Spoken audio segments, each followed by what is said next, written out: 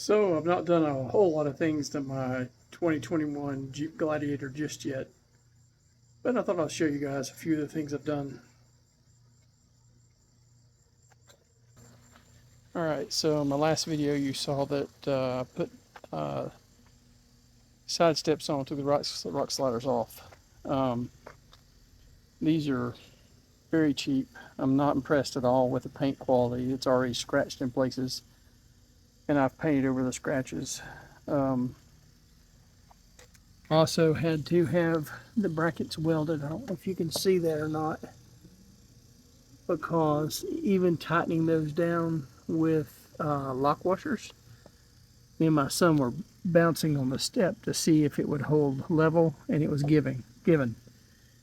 I've painted over the welds, I've painted over the bolts just to kind of make that blend in a little better.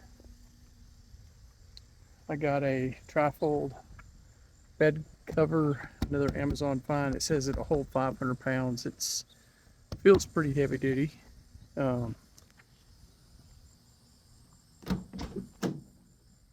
It attaches with 4 of these little lockdowns. There's 2 in the front and 2 in the back. And I've got a bed mat coming. And then around to the inside, well, outside I put a little spot mirror on, and yes, I put it on backwards. It seems to work okay that way, but I should turn it the other way. Inside I've put, again, these are Amazon. These are pretty nice Amazon seat covers. So I put those in because I want to protect the fabric seats as long as I can. This little thing is just on the driver's side.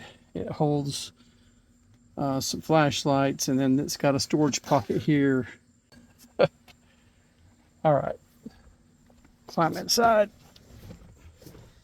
In here you've got, and you can't see it because I've got it kind of covered up, but this is that plate. It's a metal plate made by ram mounts, and it's a track system. So you can put your little ram mount mounts in there, and you can slide them back and forth and adjust the little balls wherever you want them. I really like it. Never mind. This is my cell phone holder. I really like that. It's another, I've had this for over a year, and I had it in my Grand Cherokee that I traded in for this, and it holds the phone very well. And I kind of like bigger screens than what comes on these vehicles. Even my Grand Cherokee had a bigger screen than this, which eventually I may replace it with a bigger screen.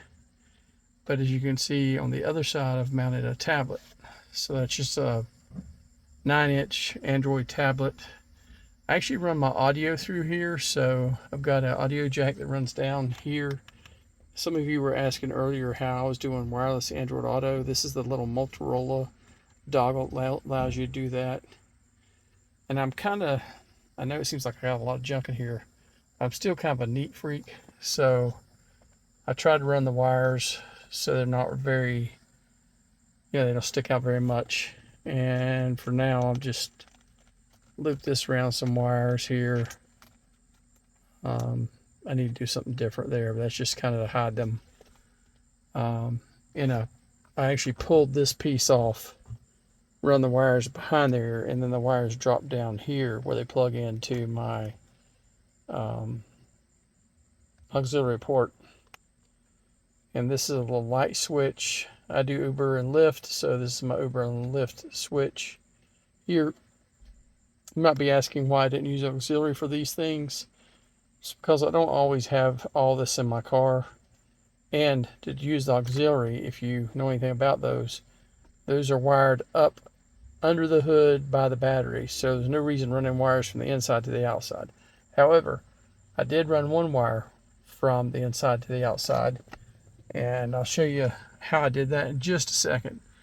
And that is for my dash cam, and it shows the inside and outside of the Jeep, but I keep it to where when my passengers are in the vehicle, they can see themselves, so they know they're being recorded.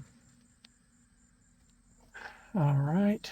I got my garage door programmed. I'm glad I got that done.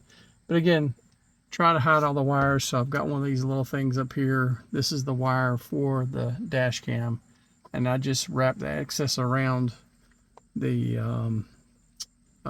rearview mirror, and then I put this little thing on here to hide the wire a little bit. So let me show you under the hood.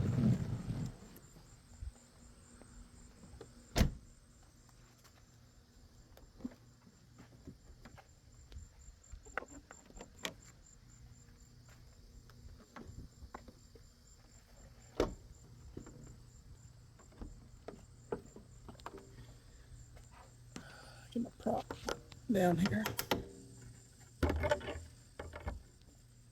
Oh, and I saw somebody posting about having a rod to help lift the hood, and I may try installing one of those myself. I prefer that to the little prop. But right here, and again, it's kind of dark, but there is, you see the red line wire coming out? There's a plug, and it's pretty darn hard to get out of there, that I pulled out, drilled out, and run the hot and ground wire for my dash cam. And I've run it over underneath all these brackets like that to kind of keep them neat and tidy. Now I've got the ground, which I know it looks like it's red, but that's negative. Got it just behind one of the bolts out here, and then I've got the positive right to one of the battery, the wire, one of the nuts on the battery terminal there. And the reason I did that is because my dash cam runs all the time. It has a sleep mode, but if it detects vibration, it actually will wake up and record whatever's around the vehicle. So if someone's messing with your vehicle, it'll send you a signal to your cell phone to let you know. That can come in very handy. I am going to upgrade the lights to LEDs at some point.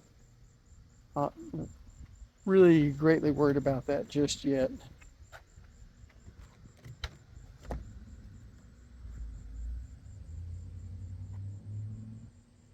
For the rest of the wire run, I run it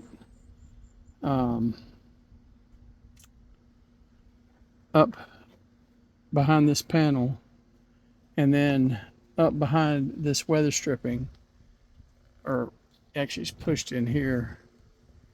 It goes up over the roll bar and comes out near the mirror. And that was a pain in the butt to run, but again, I like trying to keep things neat and tidy looking.